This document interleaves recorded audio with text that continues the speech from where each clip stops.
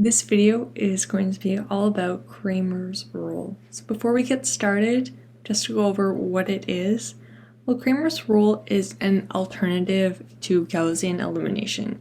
It allows us to solve linear equations without going through the whole steps of reduced row echelon form. Now there are 3 steps to it. The first one is we write the matrices for d, dx, dy, and dz. You will hopefully understand this in a few minutes.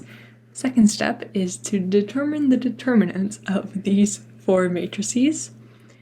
Third step is to divide the determinant of the variable by the determinant of d. Again, you will hopefully understand pretty soon. Now the first thing is to take our set of linear equations and to write our 4 matrices. So here is the matrix D. Now what this means is to write the matrix without the answers. So not an augmented matrix, but a 3 by 3 matrix. So here we have 2x plus y plus z. So we have 2, 1, 1, x minus y minus z. So 1 minus 1 minus 1. X plus 2y plus z is 1 plus 2 plus 1. That is it for D. Now we're going to find D's determinant. Here I'm actually going to show you a little shortcut that I really like to use to help me find the determinant a lot faster. How you do this is you take your matrix and you rewrite it. So I have 2, 1, 1, 1, negative 1, negative 1, 1, 2, 1. Now I'm going to add 2 more columns, and these 2 columns are the first 2 columns of my matrix. So it's as though I'm writing an identical matrix right beside it, but only with the first 2 columns. So I did that. So I have 2, 1, 1, then 2, 1, 1, negative 1, negative 1, and then 1, negative 1. And here, 1, 2, 1, 1, 2. The next thing I'm going to do is I'm going to draw a whole bunch of diagonal lines.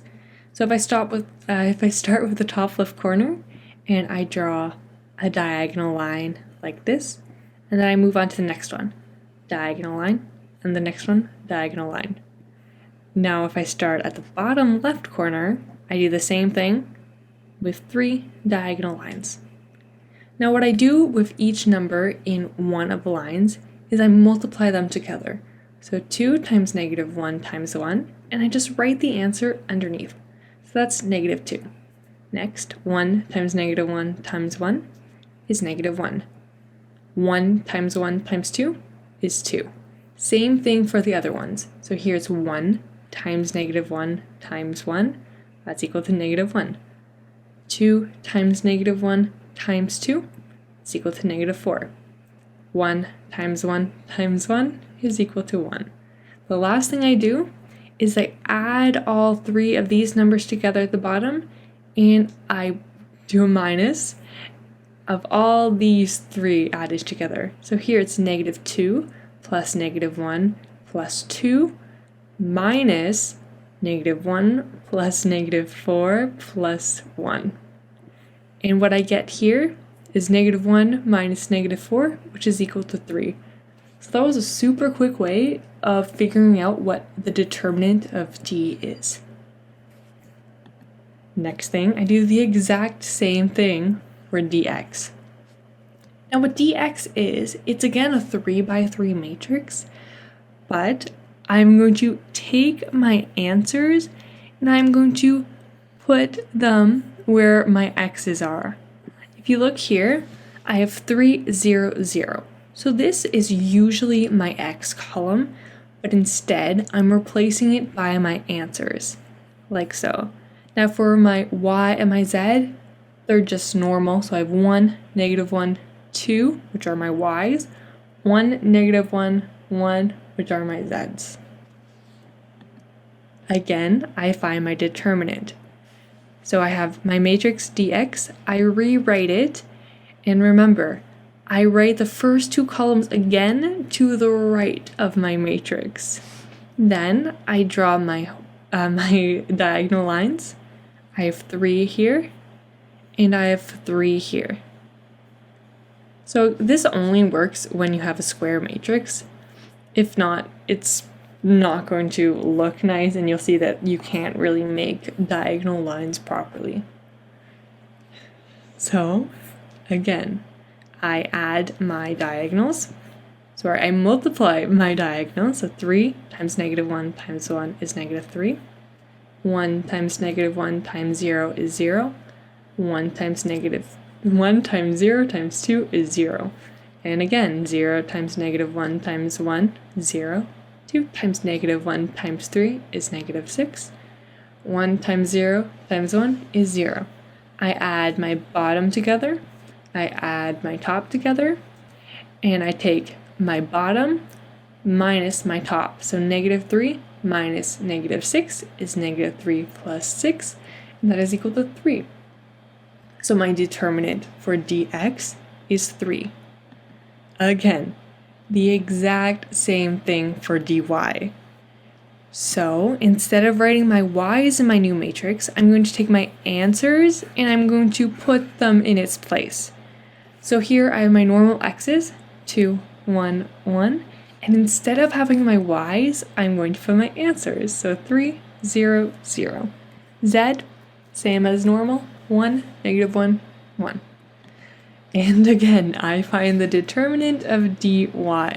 So I take my matrix, I'm going to rewrite it, and to the right of that matrix, I'm going to put the first two columns again. So 2, 3, 1, followed by 2, 3. I do that for all of them, and then I draw my diagonal lines. 2 times 0 times 1 is 0. 3 times -1 times 1 is -3. 1 times 1 times 0 is 0. Now for these diagonal lines, 1 times 0 times 1 is 0. 0 times -1 times 2 is 2. 1 times 1 times 3 is 3. Add the bottom together, add the top together, take my bottom, so -3 minus my top, so 3. -3 minus 3 is -6, and that is my determinant for dy. Okay, this is the last time we have to do this.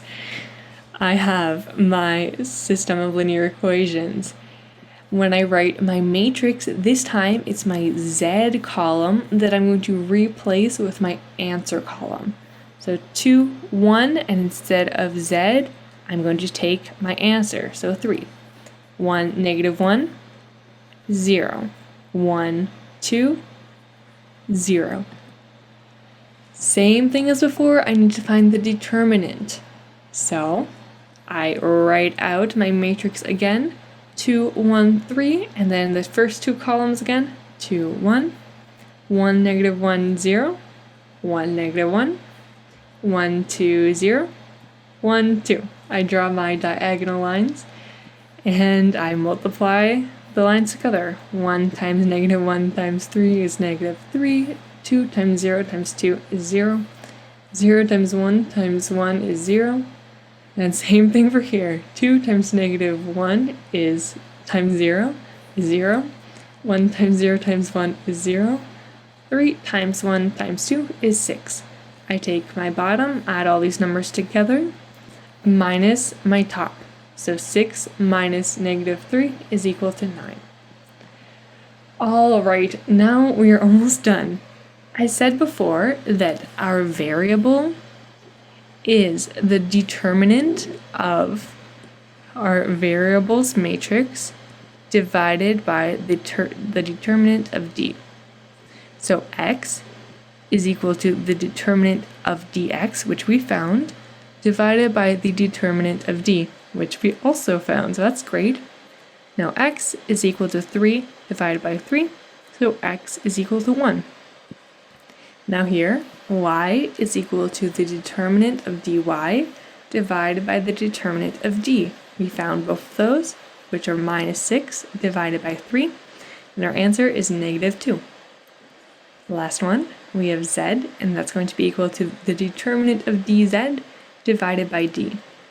We have z is equal to 9 divided by 3, z is equal to 3. So we were able to solve this system of linear equations without even doing any reduced row echelon form, no Gaussian elimination, none of that stuff. But you just really need to be able to find those determinants. The next video, we are going to be starting with vectors, talking about vectors in 2 space and 3 space.